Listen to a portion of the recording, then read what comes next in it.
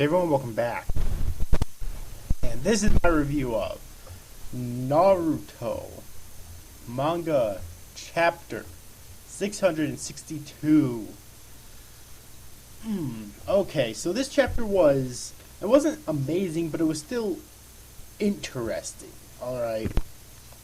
And of course, Kishimoto still being gung-ho with fucking enhancing the goddamn pairing wars in the shipping wars in the fandom, which I don't really give a shit about anymore, quite honestly.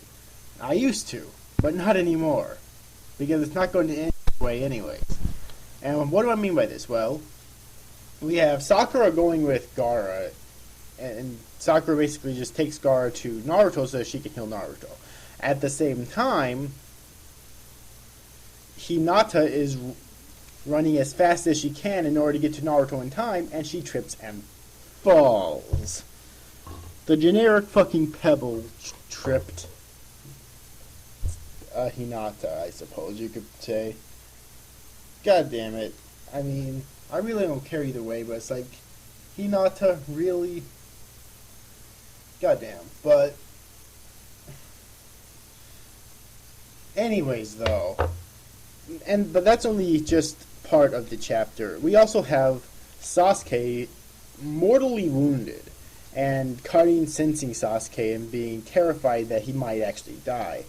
You know, and Naruto state's kind of odd to me, because he should be in a better, because if you remember back to his mother, I keep saying this, she got the Nine Tails extracted from her while she was giving birth to Naruto, and still lived, okay, because she's an Uzumaki. Now, however, I've heard a couple of reasons why Naruto's in worse shape than her, because I think there was even a chance that she could have lived if things turned out differently from there. And there are a couple of good reasons, I suppose, mainly the fact that Naruto was in a huge fucking battle and was horribly wounded because of it already, but also the fact that, you know, Naruto's only half Uzumaki. His father's not an Uzumaki. Alright. So I guess there's that, as well as the simple fact that he's really only half Uzumaki. However, he's also part Senju. So, I mean, I don't know, like, you'd think that part Senju would, like, counteract fucking everything, and he'd still be able to fight at full capacity despite having the Nine Tails extracted from him, because, let's face it, that's kind of how Senju DNA seems to work in this fucking series, but whatever.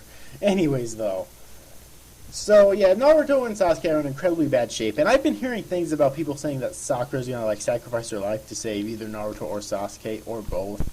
And you know what? I mean, for the people that still like Sakura, the fans, that would be an interesting dilemma. Plus, it would be an interesting dilemma for the story. Because let's face it, Naruto's a fucking dumbass. I still think he's oblivious to Hinata's feelings, and he probably, well, even if he did fall in love with Hinata, there wouldn't be any reason why he wouldn't be sad if Sakura died in the first place. Considering, you know, Sakura doesn't really hate Naruto like she used to, because she understands him now. She didn't understand him at first, so really Naruto would be really sad if Sakura died. How would Sasuke react? Who the fuck knows? And it's like Sasuke keeps in this chapter saying stuff about, you know, wanting to become Hokage so that he can carry on his brother's ideals, even though his brother told him that the whole thing behind the Hokage is that you don't choose the Hokage, the people choose you to be the Hokage. But Sasuke gung-ho about being his own type of Hokage, a different type of Hokage, I guess, and showing the world what true peace is, even though, once again, it's really a 360 completely from his previous personality. Like, seriously, the words of Hashirama, man, they're even great. The Talk no Jutsu of Hashirama is even greater than the Talk no Jutsu of Naruto. That's what we have learned, people. Like, really.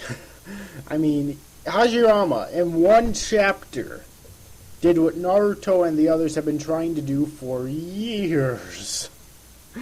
So yeah, the Talk no Jutsu of Hashirama is obviously far superior to the Talk no Jutsu of Naruto. So yes, and that's pretty much all that happened in this chapter, though. So all in all, it was a pretty good chapter. It's very interesting, and it makes me really wonder where the series is going to go from here, because it's like, who knows, maybe Sakura will sacrifice herself, similarly to how Chio did for Gaara. Because if you remember way back then, Chio did tell Sakura that next time she wants to sacrifice her life for the one she loves, make sure it's not for for her comrades, make sure it's not for an old bag like me, but for someone you truly love. And obviously she's always had a crush on Sasuke, but I think she does genuinely care for Naruto now too, which is why it would probably be a hard decision for her. Alright, and this, people don't seem to realize that she does genuinely care for Naruto now. It's just that she's not going to be nice to him all the fucking time, because he's a fucking retard and he deserves every bit of abuse that he gets. And because she's a realistic woman, but, you know. Well, a realistic tomboy woman, I guess you could say. So, yeah, but I guess that's pretty much all I have to say in this review. I'm definitely eagerly awaiting next week's chapter. I know this was a really short review. I'm so terribly sorry. I don't know, it's like, I'm going to try to extend it a little bit more by talking about something else here. Kind of weird that Sakura is still able to go on healing, and yet Tsunade's literally out of chakra now, so she can't do anything else. And it's like, I didn't really understand that at all. It's like, you think, I mean, what, did Sakura actually surpass Tsunade? Is that what it's trying to say?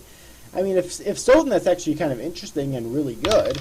You know, Sakura really did surpass Tsunade finally, but I mean, I don't know. I'm not going to jump to conclusions here without it specifically saying, okay, Sakura, you've surpassed Tsunade, you know.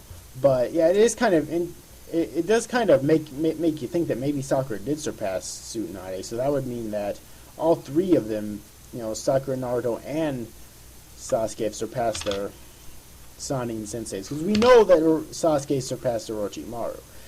I mean, even with Orochimaru having his arms back, I doubt he could stand up to Sasuke now. Alright. And we know that Naruto has definitely surpassed Jiraiya. Far surpassed him. So yes. But anyways, though, I think I'm going to wrap up this review right now, though. I hope you enjoyed this review, guys. See you after, guys. Thanks for watching. Bye-bye.